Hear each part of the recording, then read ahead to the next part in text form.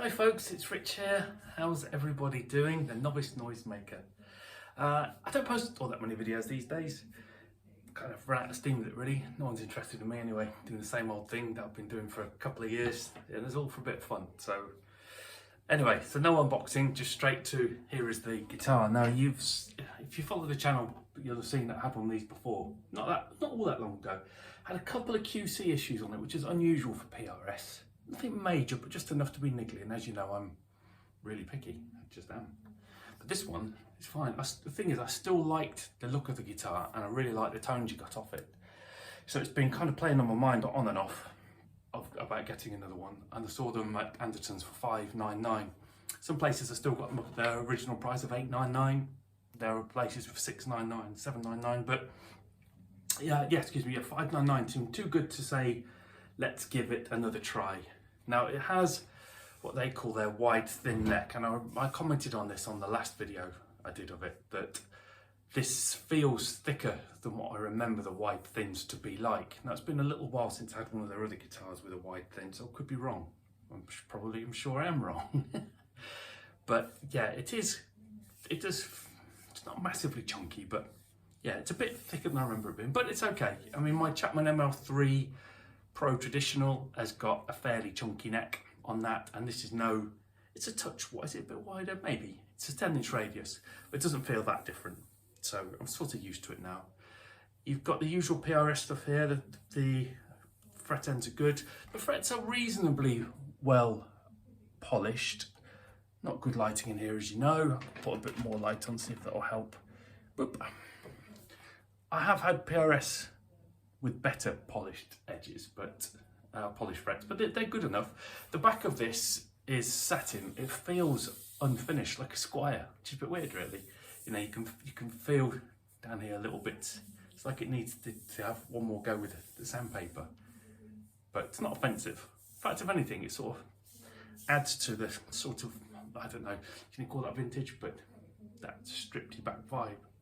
And then you get this nice neck heel here, bolt-on one. This is an SE model, it's the SE Swamp Ash, and I do like a little bit of bling. As you know, I like gold on my guitars, so these abalone birds are nice, and it's obviously a bit different being maple neck for PRS. They're stock tuners, which are okay. Plastic nuts,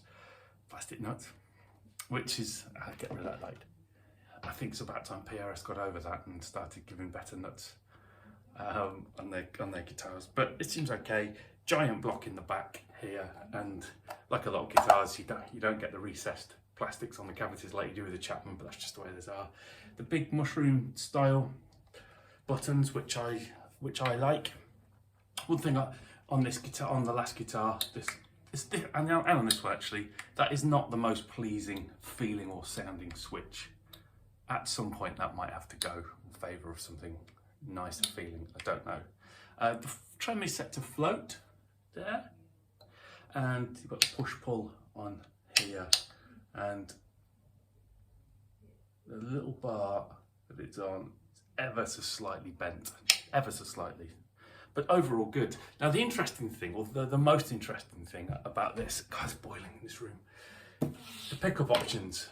Now at some point I'll do a little playing demo if anyone wants to hear it, but there are some really good videos on this, so you should go and watch someone else's really. But with the coil tap button down, you get bridge and neck, and then neck, and then you get some really interesting stuff. With the coil tap out, you get the whole of the humbucker and the middle pickup. So on a Strat, it'd be split, wouldn't it, the humbucker? So it'd be like two single coils, but this is the whole of that and the middle one. Then the next position is the whole humbucker, the middle, and the inner coil. So you get three altogether. And then the last position is the middle and this inner coil here. So, and this is what I really liked about it when I had it last time. The range of tones on it is really good. You've got proper Strat type tones, sort of a bit Telly-esque tones, and you can still, you know, there's one guy who's done a demo and a review on this, playing some proper meaty stuff on here. So it's super versatile. In fact, I read in one of the comments on his video, a guy who's a gigging musician, had 3 guitars for different kind of things, and he's just been using this because he's got all the tones he needs out of it. So yes, you're really super versatile and pretty. You know, this Swamp Ash. It's not that heavy. I've weighed it. It's 7.5 pounds. I thought I'd do it in American for those. So Steve Cassidy, just about okay for you, buddy. So yeah, just beautiful guitar, and it goes in nicely with my current colour scheme of guitars. It's up here, look. Pop that on the wall for a second. Ooh. There. So, whilst I've got you, also, you get, as a freebie from Antertons, this Durple, a Danish PT pedal. Interesting thing about this, or several, is that versus other mini pedals that I've got and I've had, much heavier. Now Pete does talk about the fact that it's got some decent electronics in it.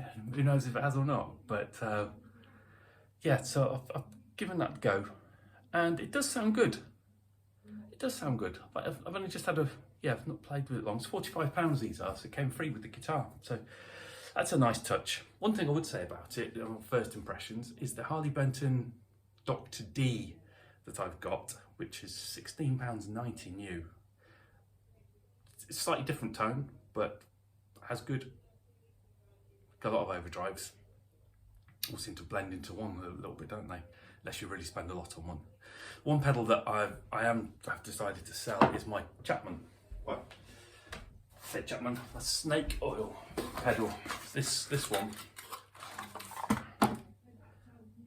because that is just like the boost pedal I had. I love the look of this, but the amount of gain is just bonkers.